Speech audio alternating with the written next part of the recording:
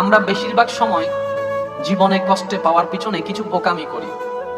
সেটার মধ্যে একটি বোকামি হচ্ছে আমরা সামনের জনকে সবসময় নিজের মতো করে চাই, নিজের মতো করে ভাবি, নিজের মতো করে পাইতে চাই, নিজের মতো করে নিজের পছন্দের জিনিস তার ভিতর থেকে দেখতে চাই। এবার আমার পছন্দ আমার মনের ভিতরে, আমি যার থেকে চাচ্ছি ওনার পছন্দ ওনার মনের ভিতরে। যেমন কেউ লাল রং পছন্দ করে, কেউ সাদা রং পছন্দ করে। এবার আমি যদি চাই লাল রংটাই আমার লাগবে, কিন্তু আমার সামনের জনের পছন্দ তো সাদা, উনি তো আর লাল দিতে পারবে না। এই যে আমরা কিছু মিসকনসেপ্টের মধ্যে চলে যাই, যার কারণে এমনি তো আমাদের জীবন সীমাটা একদমই সীমিত, অর্ধেক জীবন তার মধ্যে শেষ হয়ে গিয়েছে, বাকি আছে অর্ধেক। কবর আমাদের থেকে বেশি দূরে না। এই অল্প জীবনটাই আমরা দেখেন ডিপ্রেশনে অর্ধেক সময় শেষ, দুশ্চিন্তায় অর্ধেক সময় শেষ, টেনশনে অর্ধেক সময় শেষ, ঝগড়াতে অর্ধেক সময় শেষ, সমালোচনা করে অর্ধেক সময় শেষ, অন্যকে নামাইতে চিন্তা করে অর্ধেক সময় শেষ, বদনাম করতে করতে অর্ধেক সময় শেষ, অন্যের পিছনে গুতাগুতি করতে করতে অর্ধেক সময় শেষ, অন্যের সংসার কিভাবে ভাঙবে চিন্তা করতে করতে অর্ধেক সময় শেষ। আমাদের বেশিরভাগ জীবনের অতীত এবং কি বর্তমানেও বেশিরভাগ জীবনে নিজেদের চিন্তা কম থাকে, মানুষকে নিয়ে আমরা বেশি ভাবি, আমরা আমাদের মতো করে চাই। মনে রাখবেন ভাইয়েরা, এই জীবনটা সাময়িক সময়ের জন্য।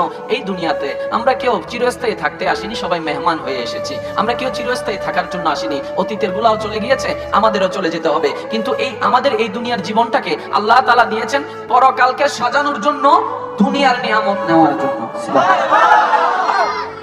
দুনিয়ার নিয়ামতও নিতে হবে, দুনিয়ার নিয়ামত বাদ দেওয়া যাবে। অনেক ক্ষেত্রে আমরা ওই পরকাল অর্জন করতে গিয়ে অনেকে দুনিয়া ছেড়ে দিই, এটাও অন্যায়। এটাও কি? এবার দুনিয়া মানে কোনটা সেটা আগে বুঝতে হবে। দুনিয়া মানে আপনার জন্য শরীয়ত সম্মত সেই জীবন না।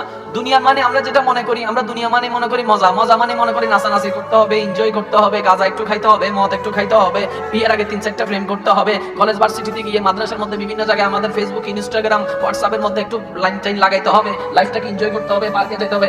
এটা তো জীবন না। জীবন সত্যিকার কোনটা? যেই জীবনে নিজেও সন্তুষ্টি থাকতে পারবেন, আপনার জীবনের উপর কোনো মানুষ লিগ্যালি ভাবে আঙ্গুল তুলতে পারবে না, এবং সবচেয়ে বড় কথা আপনার জীবনদাতা যেটাতে খুশি হবে, এটাই হচ্ছে আসল জীবন।